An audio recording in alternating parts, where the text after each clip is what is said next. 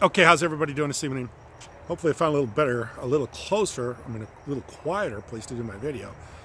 Last night I had a lot of activity in the back. I kind of thought that it was kind of funny because I had a drama in my video. Like, people were talking about drama in the mainnet launch. I thought maybe I'd put a little drama in my video. A little, chaos in the background. Kind of like the mainnet launch. But anyway, I think the mainnet launch will be tomorrow. I hope it's tomorrow. It sounds like there's a lot of people pushing for it. So hopefully that'll get done tomorrow, and we'll have the blockchain up and running. But what I want to talk about tonight is I want to talk about this interview that Bloomberg did with Mike Novogratz. And if you don't know who Mike Novogratz is, you can look him up on the internet. Mike Novogratz is a hedge fund manager from Goldman Sachs, who's a big name,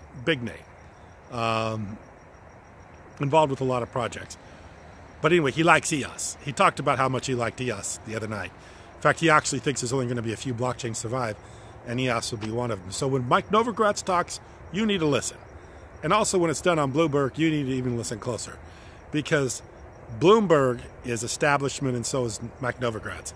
So when EOS starts to get establishment followers and starts to get institutional investors, like Mike Novogratz thought would be involved with blockchain, he's telling you where this is going.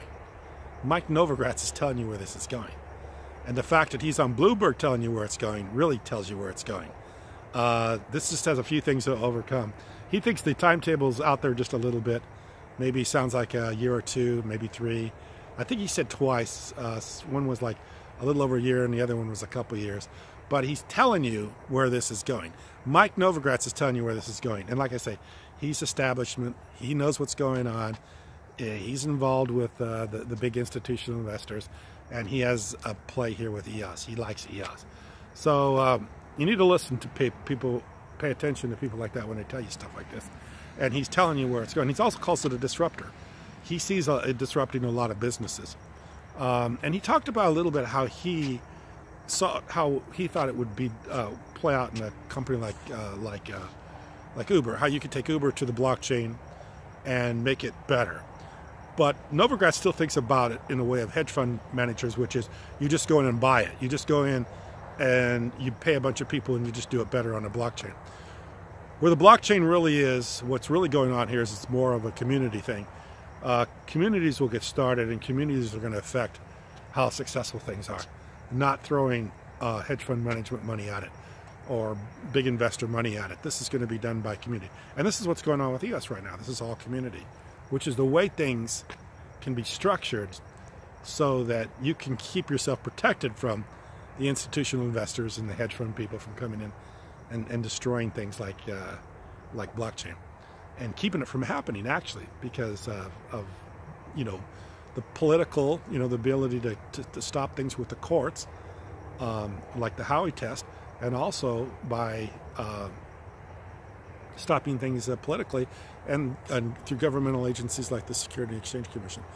But it was a very good interview. I thought it was very interesting. It had a lot of good information in it.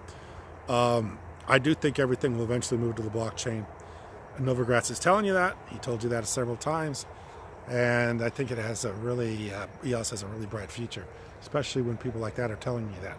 So I just want to also mention one other thing too. And everybody uses the example of Uber because Uber is such a classic example of how there's being a disruptor.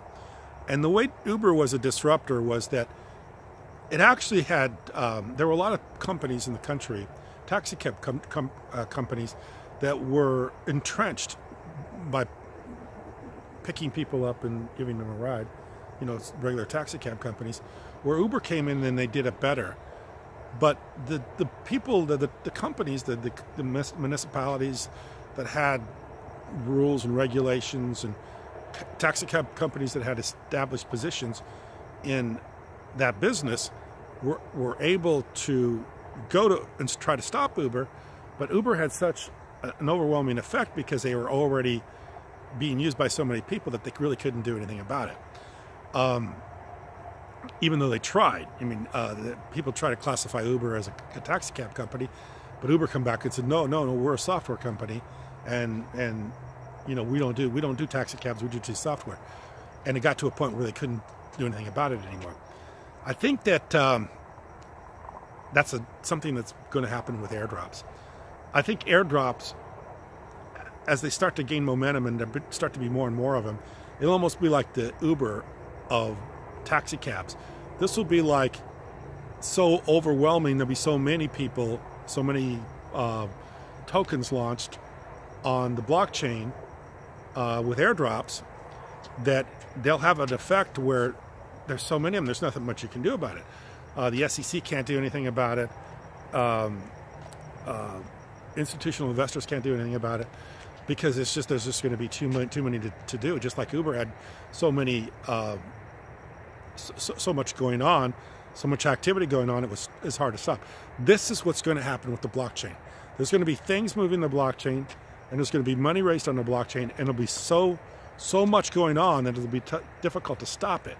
And I think this is the thing like Mike Novogratz sees, is that the opportunity on the blockchain is amazing. It's not going to be immediate. It's going to be out in the future a little bit, but in a few years, I believe it will be. It'll have an effect on nobody will be able to do much about, especially those people that are being disrupted, because they don't want to have the disruption that something like the blockchain is going to cause. They want to stop it, but they're not going to be able to. Same way with the funding. This will take over funding of all businesses. If you don't start doing this, it'd be almost impossible for you to raise money, because this is such a simple, efficient, low-cost way of raising money that there's no other way to do it. You can't go to Wall Street now and throw in $20 million for an IPO, or even an ICO will become too expensive. So there's a lot of things happening. Like Novogratz said, this is a disruptor. I think it's a few years out to completely disrupt everything, but I think it will eventually disrupt everything. I think everything will eventually move to the blockchain. And of course, EOS will be the blockchain it will move to. So I think everything's going to be recreated on the blockchain, and everything will be recreated on EOS. And a guy like Mike Novogratz is giving you that heads up. So when he talks, you need to listen. He's an insider, and he knows the game. Thank you very much. Appreciate you watching.